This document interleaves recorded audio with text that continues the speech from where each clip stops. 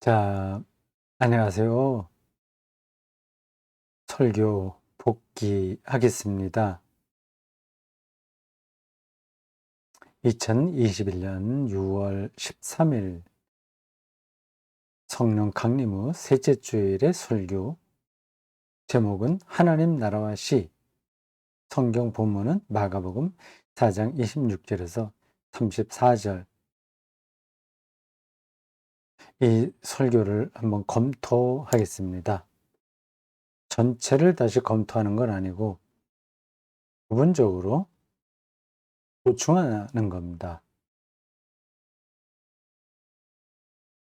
자기가 한 설교를 한번 한 것으로 끝내야지 뒤에 이러쿵저러쿵 다른 말을 붙이는 게 우습기는 하지만, 우습게 보일 수도 있지만, 저에게는 음, 소중한 음, 그 기회라고 생각하기에 음, 여건이 허락하는 한도까지 설교 복귀를 해보겠습니다.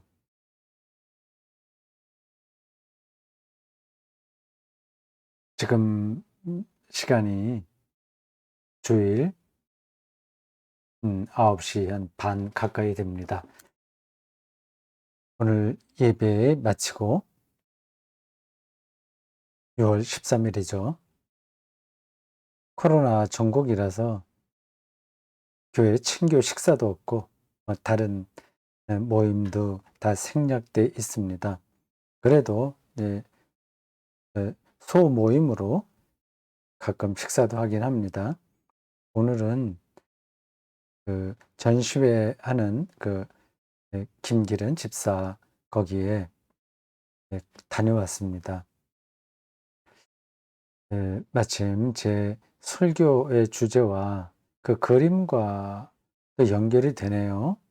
맨드라미 이 그림이 있거든요, 거기요. 맨드라미만이 아니라 꽃이 많이 나와요.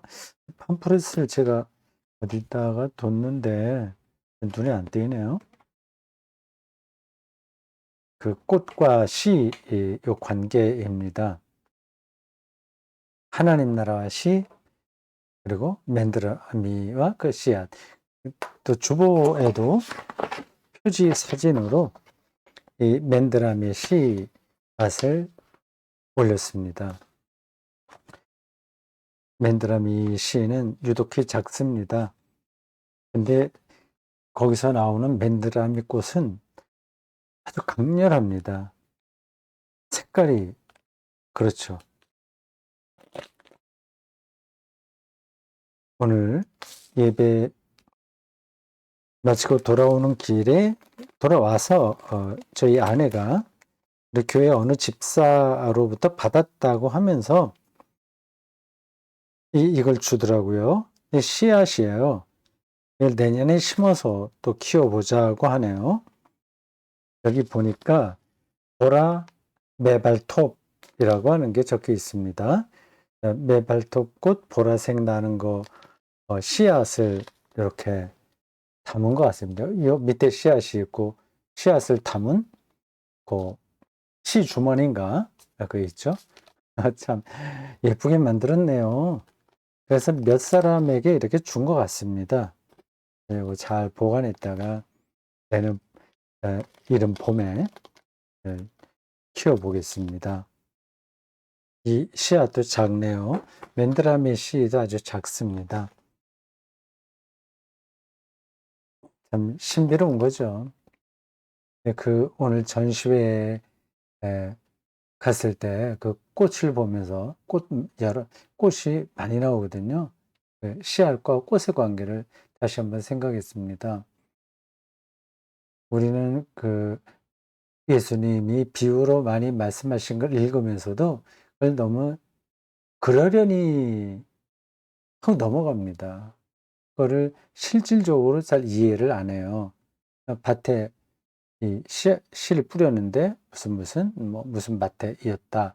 또 겨자씨 이런 비유도 나오고 하는데 하나님 나라가 씨와 같다는 이야기를 그냥 하나의 비유니까 사실적으로 받아들이진 않습니다. 물론 비유는 분명하지만 그 비유 내용을 실질적으로 이해를 해야 됩니다. 근데 잘 안 그러잖아요.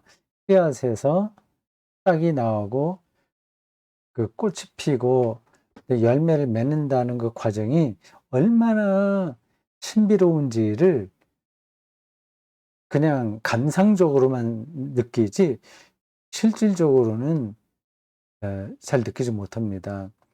그걸 실질적으로 느낀다면 다른 것들은 다 사소하게 소소하게 보이는 겁니다. 이게 절대적인 것이니까요. 근데 우리는 이러한 시에서 꽃이 피는 이 현상은 그냥 감상적인 것으로 이렇게 좀 축소시켜 놓고 다른 것에 더 열을 내면서 삽니다. 그러니 정말 중요한 것은 놓치고 그렇지 않은 것에 우리의 삶을 이렇게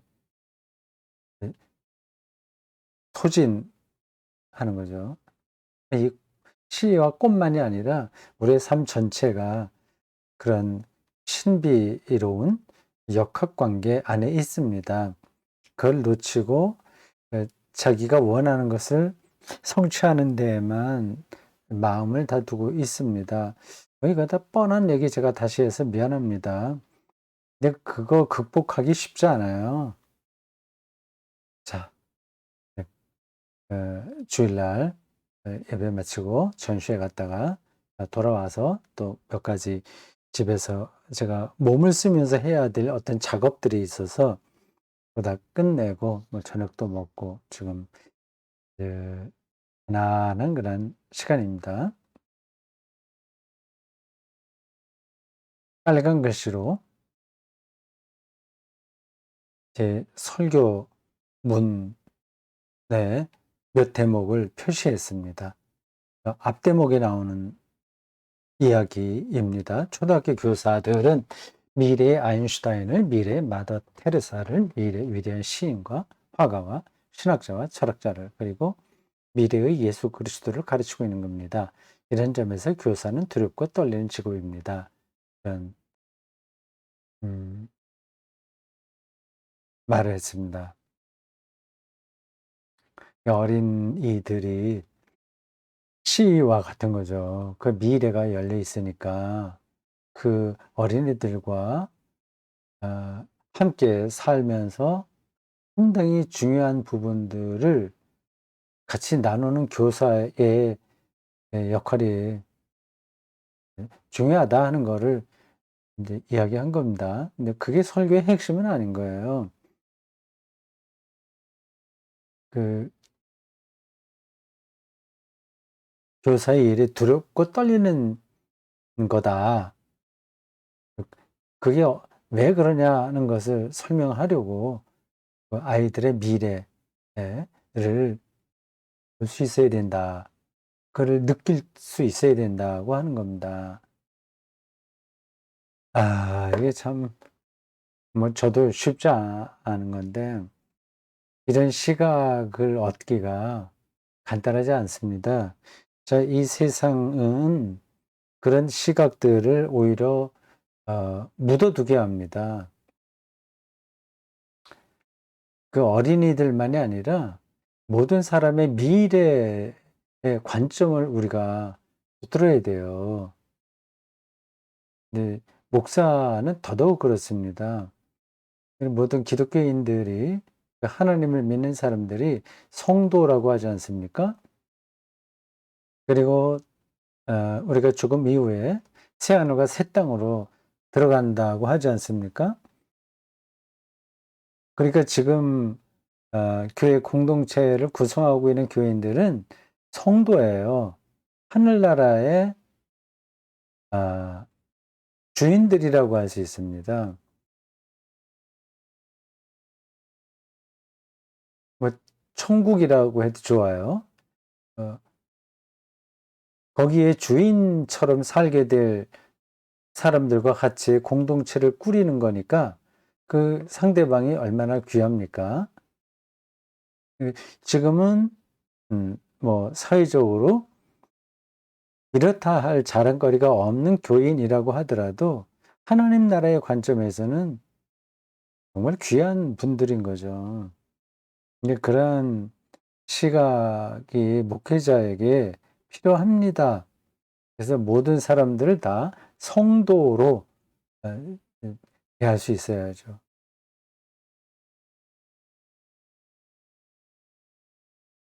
그 두렵고 떨리는 일, 그 관점을 우리가 좀 누리면서 살아야 되겠어요. 음, 그거를 아, 우리는 조금 느끼긴 하지만 아,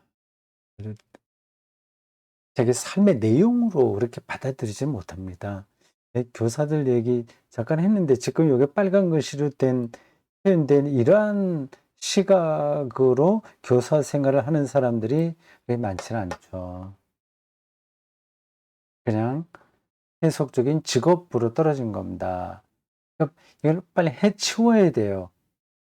그래서 그 먹고 사는 문제로만 생각하는 겁니다. 물론 그런 먹고 사는 문제가 중요하죠. 그런데 이거는 장사하는 일은 아니지 않습니까? 한 인격과의 관계를 맺는 거니까 완전히 다른 겁니다. 이제 그렇게 하기가 쉽지 않다. 그걸 어떻게 극복하냐. 이게 중요합니다. 그래서 그 다음에 이어지는 패러그래프, 제가 붉은 글씨로 적진 않았습니다만, 결국 그걸 얘기하려고 했던 거예요. 교사들만이 아니라, 우리 모두 두렵고 떨리는 어떤 사태 앞에서 살아간다. 음,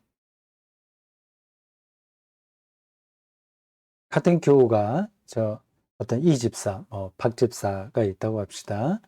근데 둘 다 하나님 나라 가서 만난다는 것을 생각한다면, 그리고 그것이 약속되어 있다고 한다면, 그럼 그분과 맺는 관계는 두렵고 떨리는 거죠. 음. 자, 어, 그렇게 됐고요. 다음,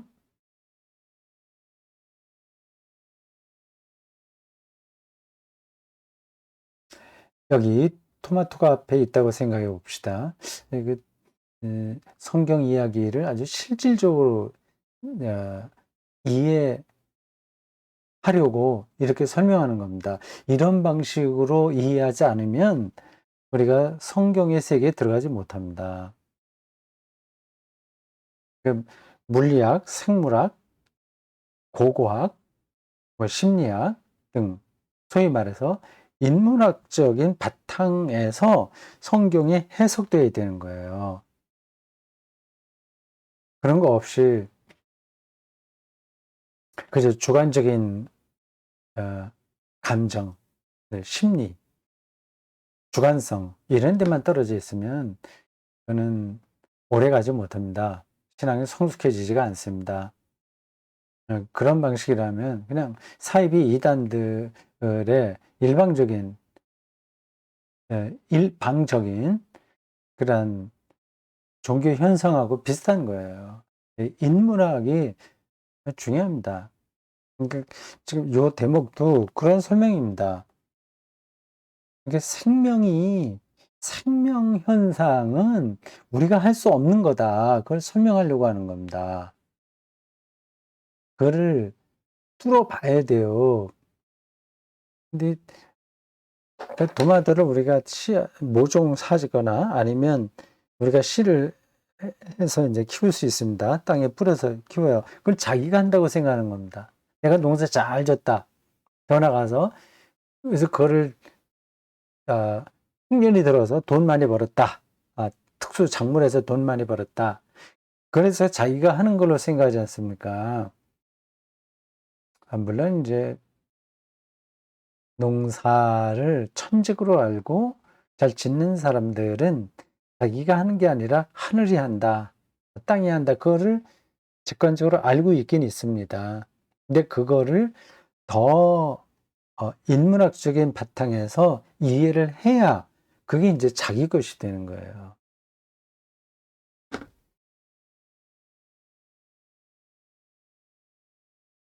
그 대목 안으로 여러분 빨리 들어가야 됩니다. 그렇지 않으면 뭐 설교자에게 해당하고 일반 신자들에게도 해당하는데 기독교 신앙이 뜬구름 잡는 이야기로 떨어질 수 있어요. 뜬구름 잡는 이야기를 하더라도 은혜는 받을 수 있습니다. 그리고 목회는 잘할 수 있어요. 왜 그런지는 아시죠? 제가 뭐 설명하지 않아도 됩니다. 사람들은 자기에게 좀 솔깃한 이야기를 재미있게 해주면 그럼 이제 다 거기에 따라가게 돼 있습니다. 신앙적으로 성숙해지지 않고 점점 어린아이가 되면서도 그게 즐거운 거예요. 그냥 용돈 주고 그리고 뭐 맛있는 뭐 과자나 이런 거 주고 하면 그 사람이 좋은 겁니다. 신앙도 그렇게 될 수가 있어요. 일종의 종교적인 그 용돈, 종교적인 아 뭐예요? 그 군것질 하는 거만 잘 해주면 뭐 좋아합니다. 그래서 사람들은 그런 경향도 많이 있습니다. 그냥 자기가 어린애가 되고 싶은 거예요. 그래서 그래서 그렇게 되려면 상대방을 절대화시켜야 되거든요. 종속되고.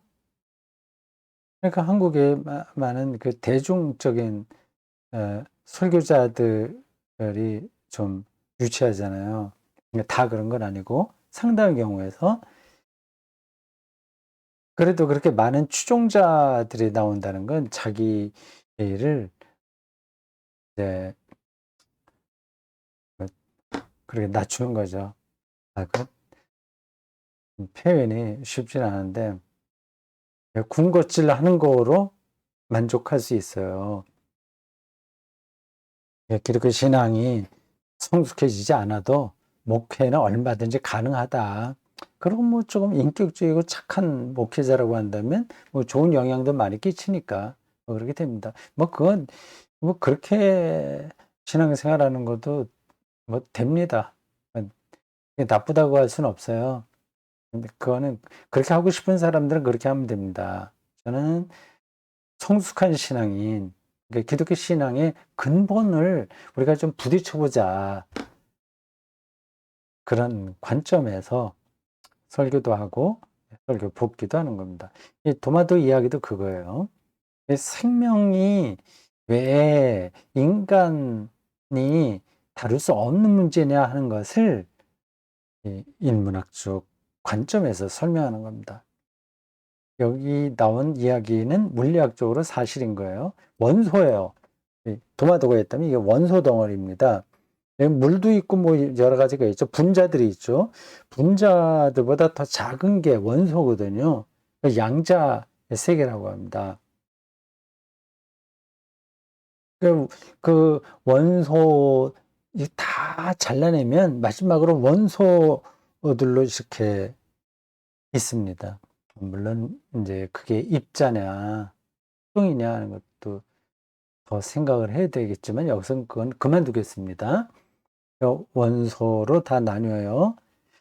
그 원소 도마도 하나에서 나와 추출할 수 있는 원소를 이렇게 원소 덩어리를 과학자들에게 주고 실험실에서 이걸 잘 결합하여 토마토를 만들어 봐라 하면 그거 불가능한 겁니다. 이상하죠? 이상하죠? 그러니까 그 원소가 저절로 이렇게 저렇게 막 결합돼 갖고 이렇게 막 그 회전시키고 막 섞고 뭐 열을 가하고 해서 도마도가 되지를 않습니다. 그 생명이 가능하지가 않은 거예요.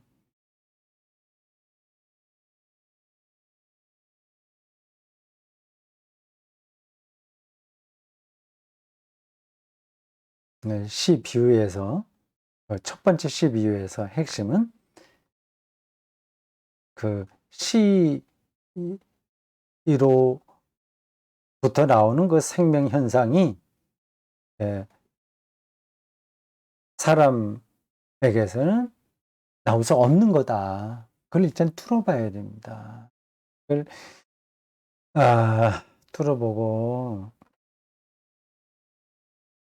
진지하게 생각을 해야 돼요. 그런 생각이 없으면 그럼 하나님을 믿을 수가 없는 겁니다. 하나님의 창조가 뭔지가 잘 들어오지 않는 거예요. 자, 그렇고 두 번째까지 했죠.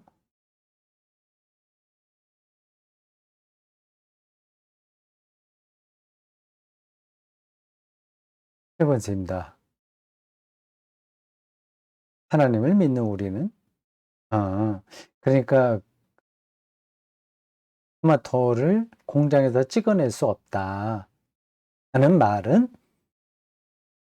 생명이 예, 인간의 손에 의해서 다뤄지거나 나올 수 없다.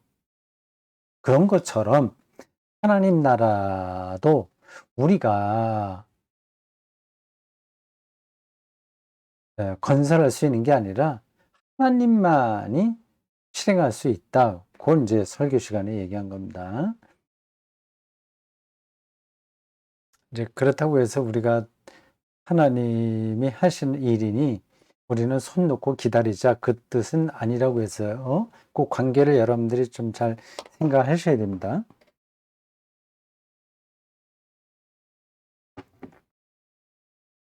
주기도에 나온 이야기도 잠깐 말씀드렸죠.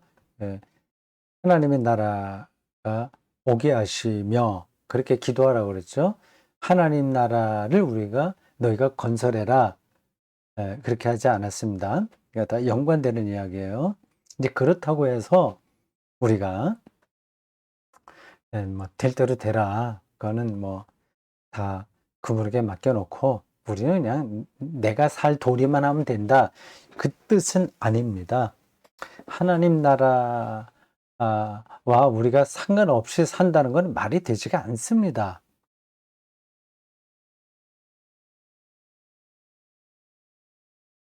우리가 해야 될 일은 하나님 나라를 건설하는 게 아니라 하나님이 하나님 나라를 어떻게 이루시는지를 세심하게 살피는 겁니다. 이게 손에 잡히지 않는 이야기일 수도 있어요. 도대체 하나님 나라가 뭔데 우리가 할 수도 없다고 하면서 어떻게 세심하게 살피지? 예, 이렇게 말할 수 있습니다. 좀 관념적이네. 추상적이다. 하나님 나라. 도대체 하나님 나라가 뭐기에 하나님께서 이루시는 것을 우리가 예민하게 살펴야 된다고 말하냐? 궁금하게 생각할 겁니다. 설교 시간에 그런 문제들까지 다 설명하기 힘들어요. 그런 것들을 더 충분하게 이해하려면 하나님 나라에 대한 공부가 또 필요합니다. 아실레야 두테우. 그 어, 개념을 주제로 한 글들도 많고 책도 많습니다. 박사학위 논문도 많습니다. 그렇게 간단한 문제가 아니니까요. 하나님 나라는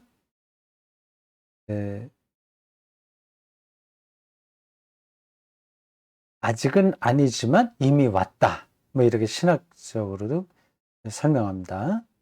하나님 나라는 통치다. 공간이 아니라 통치다. 이런 것들이 하나님 나라 개념이에요. 이렇게 한두 마디로만 제가 말씀드렸지만 더 많은 어, 이야기가 여기 필요합니다.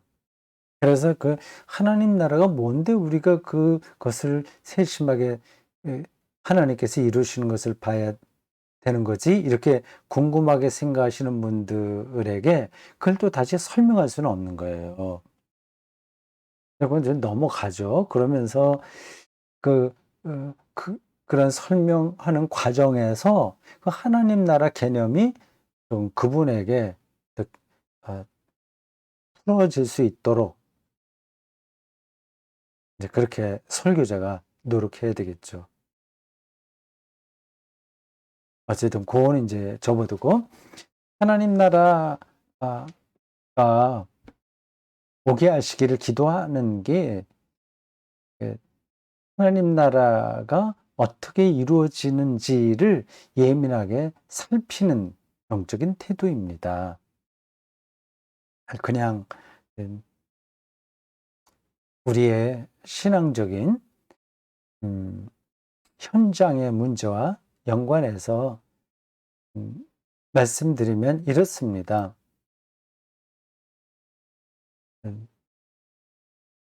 교회 공동체가 민주적으로 운영돼야 되지 않습니까? 그러니까 하나님 나라의 한 속성을 민주적인 통치라고도 할 수 있습니다. 예를 들자면 여성들은 장로가 되지 못 된다거나 뭐 목사가 되지 못한다거나 이런 것들은 민주적인 질서에 맞진 않잖아요. 그럼 어떻게 하면 교회 공동체가 뭐 개별 공동체도 그렇고 뭐 교단 차원도 그렇고 이 교회가 에클레시아 이 교회가 어떻게 인간다운 품위와 그 질서를 유지할 수 있냐 하는 문제에 대해서 세심하게 우리가 관심을 기울이는 겁니다. 그러면서 그 시대 정신과 더불어서 거부할 건 거부하고 필요한 것은 받아들이면서 이 교회 공동체 안에 하나님의 정의와 평화가 나타날 수 있도록 우리가 노력하는 거죠. 근데 이게 우리가 그거를 건설하는 게 아니라 우리가 일을 하지만 그러나 그것을 이루시는 분은 하나님이다. 바울도 그와 비슷한 얘기를 했죠. 우리가 물을 주고 뭐를 씨를 뿌리고 뭐를 하긴 하지만 이루시는 분은 하나님이다 하는 겁니다. 그게 약간 긴장이 있어요. 우리가 두 손을 놓고 있는 게 아니라 실질적으로 문제들을 풀어가고 투쟁할 때 투쟁하고 연대할 때 연대하나 우리의 마음의 자세는 내가 하는 것이 아니라 하나님의 그 일을 이루시는 거다. 그 관점이 있어야 되는 거죠. 그러니까 우리가 최선을 다해서 이게 삐뚤어지면 잘 안 되면 실망하지 않습니다. 아, 이건 아직 때가 아닌가 보다 하고 좀 내려놓고 또 때가 되면 다시 일을 추진하고 그런 역사의 과정을 우리가 살아가는 거죠. 그런 점에서 아주 예민하게 영적인 촉수를 그쪽으로 기울여서 그 되어가는 일을 방관하는 게 아니라 거기에 참여하는 그런 자세. 이게 이제 하나님 나라에 민감해지고 거기에 동참하는 그런 거죠. 그러니까 그 기독교 신앙의 양면성이 거기 있는 겁니다. 내가 하는 것은 아니나 영이 하시는 건데요. 그러나 적극적으로 우리가 참여하는 거예요. 이게 아시겠죠? 그러니까 내가 하는 게 아니라 하나님이 하시는 일에 내가 참여하는 겁니다. 그러니 그 일이 이루어지지 않는다고 해서 그렇게 섭섭하게 생각하지는 않아요. 그러니까 그냥 속된 표현을 하면 마음을 비우는 거죠. 나를 나타내려고 하는 게 아니라 하나님의 나라와 정의, 그의 다스리심, 그의 평화를 위해서 하는 일이니까 그러니까 뭐 하는 만큼 우리가 하고 결과에 대해서는 그렇게 일비하지 않습니다. 간혹 교회 문제로 지나치게 싸우는 경우를 보는데 저는 동의하지 못합니다. 심지어는 교회 문제를 들고 세속 재판까지 가지 않습니까? 그건 정말 이해를 할 수가 없어요. 자기가 진리라고 하는 확신이 있기 때문에 그렇거든요. 그건 사실은 하나님의 뜻에 순종하는 게 아니라 교만한 거죠. 독선, 교만에 가깝습니다.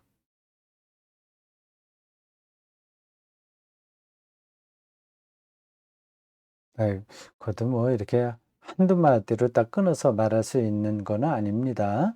상황이 하도 복잡하니까요. 관점이 그렇다는 겁니다.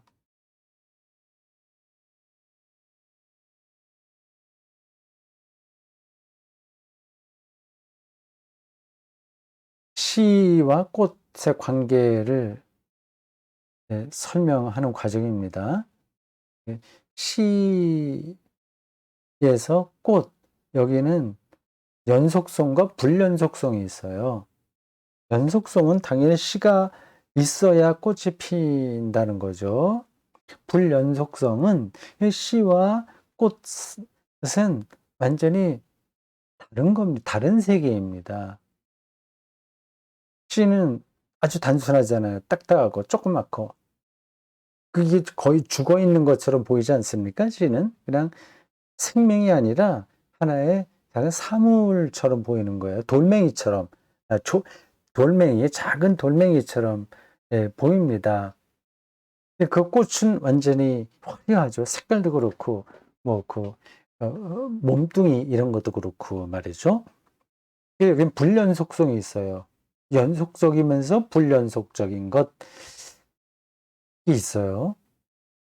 그래서 씨앗의 미래인 꽃을 씨 상태에서는 상상하기가 어렵습니다. 지금 우리도 그 한계 안에서 살아요. 우리는 씨와 같습니다. 그것만 절대화하고 있으니 꽃이라고 하는 미래가 상상이 되겠습니까? 여기서는 연봉이 많아야 돼. 그리고 또 예뻐야 돼. 그리고 뭐 이거저거 우리가 계산해 두는 거 그거 있지 않습니까?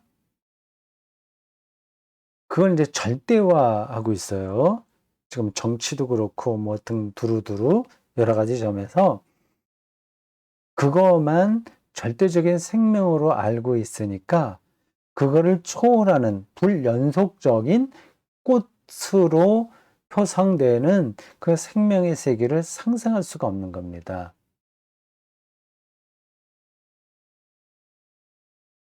예를 들자면 이런 거예요. 지금 남북 관계에서도요.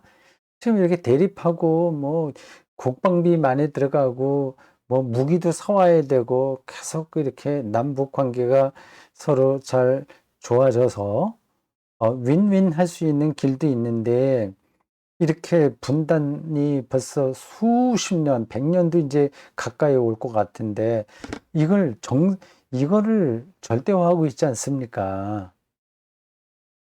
시와 같은 요 상태를 매몰되어 있는 겁니다. 이게 이 남북 분단 체제가 꽃의 미래로 어떻게 나타날 수 있느냐를 상상할 수 있어야 되는 거예요. 남북이 서로 마음대로 오갈 수 있고, 뭐 서로 체제를 보장한다고 한다면 통일은 두 번째 치고, 아, 그래서 무기도 점점 국방비도 줄어들게 되고, 그 돈으로 뭐 이것저것 할 일은 많이 있으니까 좋은 쪽으로 쓰고, 그리고 남한의 기술과 북한의 노동력, 이런 거를 결합해서 좋은 물건 많이 만들어낼 수, 경쟁력 있는 물건 만들어내서 하고, 그리고 정말 이거는 낭만적인 상상력입니다만, 부산과 대구를 거쳐서 기차가 서울, 개성, 평양, 신의주 해서 북경 뭐 해서 쭉 유럽을 뭐 북쪽으로도 올라가서 시베리아를 통해서 가든지 좀 남쪽 뭐 중국 남쪽으로 해갖고 터키 이런 쪽으로 가든지 유럽까지 가서 유럽에서 서쪽 프랑스, 스페인, 포르투갈 거쳐서 해저 터널을 통하여 영국까지, 런던까지 기차 여행을 할 수 있을 겁니다. 그게 일종의 꽂힌 거죠. 현재 분단 체제에서 본다면 그거는 상상하기 어려운 거예요.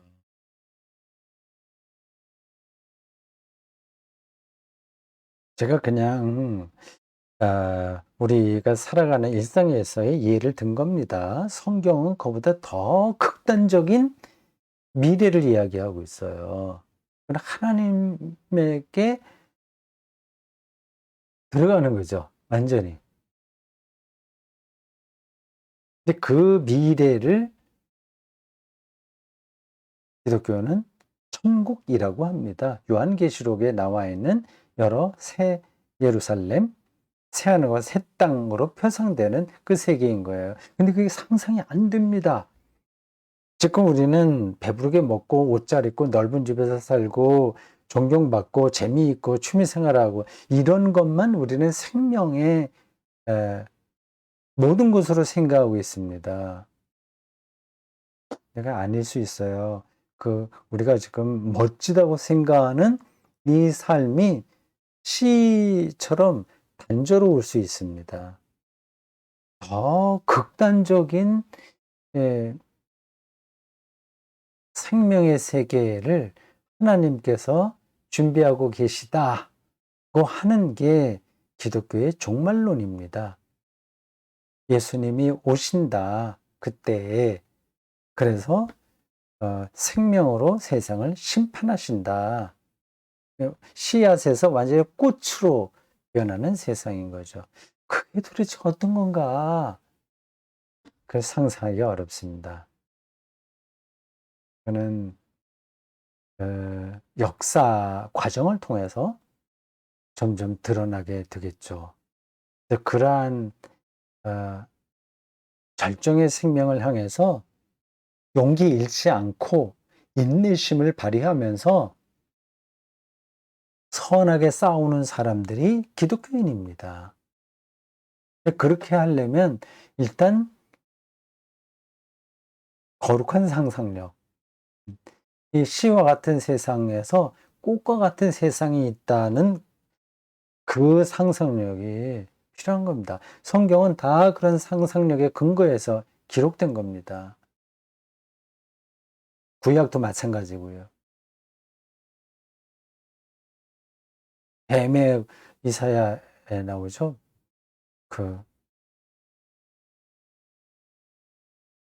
사자와 양, 사자가 풀을 뜯고 그런 어린아이가 뱀의 굴에 손을 넣고 그러한 표현들이 있지 않습니까?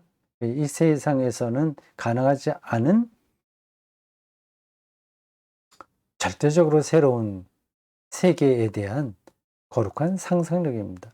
그게 없으면 이게 뭐 기독교인이라고 할 수 있어요? 그냥 잘 먹고 잘 살고 세상 사람들보다 기도해 갖고 뭐 더 자식들 잘 되고 편안하게 살고 그러다가 나중에 죽어서 천당 가. 이렇다고 한다면 얼마나 세속적입니까?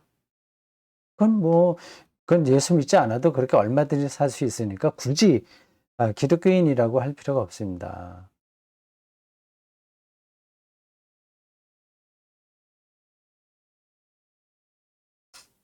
자, 그 얘기가 요 빨간 글씨로 표시된 부분에 나온 겁니다. 이제 마지막 남았습니다. 이 설교 마지막 단락이에요. 그 앞부분은 제가 빨간 표시로 하지 않았는데 그것도 같이 포함해서 봐야 되겠습니다. 요거는 약간 이제 다른 뜻이니까 색깔을 좀 바꾸는 게 낫겠네요. 음, 지금 씨앗과 같은 세상을 우리가 살거든요. 그래서 동의하시죠? 제가 설명하지 않아도 되겠죠? 왜 꽃인지, 아니, 근데 왜 시인지.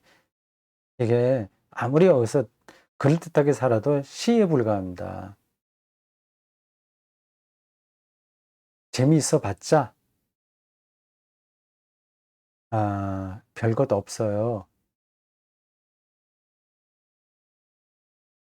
뭐 세계 여행하는 게 제일 재미있으십니까? 어, 재미있죠. 그래도 그게 그렇게 대단한 게 아닙니다. 우리 집 뒷동산에 올라가는 거나 세계 뭐 다른 데 여행하는 거나 큰 차이가 없어요. 지구 안에서 벌어지는 겁니다. 그리고 모든 것들은 다 우리에게 상실됩니다. 다 기억에서 사라져요. 아무리 아름다웠던 거라고 하더라도 깜깜한 씨앗과 같은 세계 속에 우리가 갇혀 있습니다. 거기서 또 시행착오가 반복되고요. 씨앗과 같은 거를 어, 살짝 피해서 뭐 그냥 춤을 추듯이 꽃과 같은 세상을 금방 살 수는 없습니다. 그래도 우리의 삶만 보면 그런 거예요. 내 설교 마지막 단락에서 그런 우리의 실존이지만 시약과 같다는 거 다시 또 반복하는데 여러분들 다른 사람 뭐 재미있게 사는 것 같은 거 부러워하지 마세요. 시입니다. 똑같아요. 그 자체는 똑같습니다. 좋아봤자 거기서 거기입니다. 근데 우리는 너무 그런 걸 부러워해요. 뭐 거기에는 여러 가지 다른 매스컴의 영향도 있고 뭐 등등 하는데 그건 뭐 적어두겠습니다. 그럼 금방 우리가 헤쳐나갈 수 없어요. 시약과 같은 거는. 뭐 불교에서는 오히려 그런 면에서는 정직하게 본 것 같아요. 이 고라고 보지 않습니까? 인간의 삶을. 이 고, 고해다. 이제 그렇지만 이 격려, 위로의 말을 할 수 있어서 참 다행이다. 이런 얘기 했습니다. 그럼 목사는 뭐 하는 일이 이거 적어두겠습니다. 자꾸만 옆으로 말이 나가네. 그 설교하는 순간이 목사에게는 영적으로 고양되기 때문에 그 어둠도 있지만 그 빛을 보거든요. 그걸 얘기할 수 있어서 얼마나 다행인가 그렇게 말하면서 결론이 이렇게 나온 겁니다. 사랑하는 성도 여러분, 쭉 갔어요. 두려워하지 마라. 두려워하지 말라고 하는 거, 어, 겁내지 마라. 이 말에는 또 다른 것도 붙여야 되겠네. 부러워하지 마십시오. 이렇게까지 가야 돼요. 겁내지 말고 부러워하지 마시라. 시 같은 우리 삶 안에 하나님의 생명이 은폐되어 있으니까 그거를 갈망하면서 사는 것이 최선인 겁니다. 갈망하는 과정에서 이제 빛처럼 어떤 세계가 눈에 보이게 되는 거죠.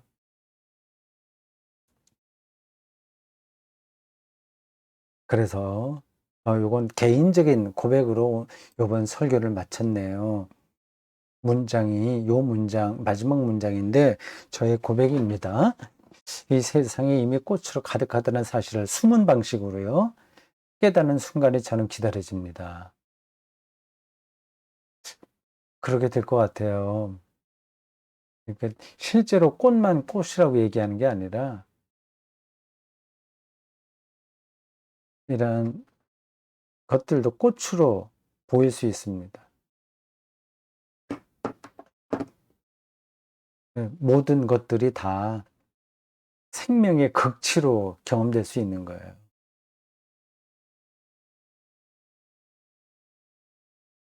음, 자기가 정말 좋아하는 사람하고 같이 있게 된다면 설거지하는 시간도 절정의 즐거움입니다. 좋아하는 사람이 옆에 있는데 그럼 같이 설거지하는 게 얼마나 즐거워요. 네, 비유적으로 말씀드린 거예요. 그러니까 예수 그리스도가 옆에 있다면 그가 영적인 우리의 스승이고 또 친구이기도 하고 한다는 사실을 아주 깊이 있게 느낀다면 그러면 설거지하면서 살든지 택배 일을 하면서 살든지 다 그게 황홀한 거죠.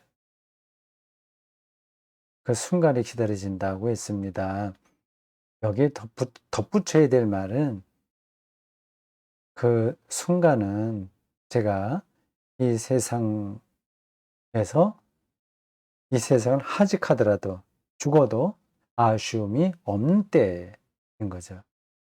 그걸 느끼면서 죽었으면 좋겠어요. 당연히 그래야 될 텐데 아쉽다, 아쉽다 하면서 더 살아야지.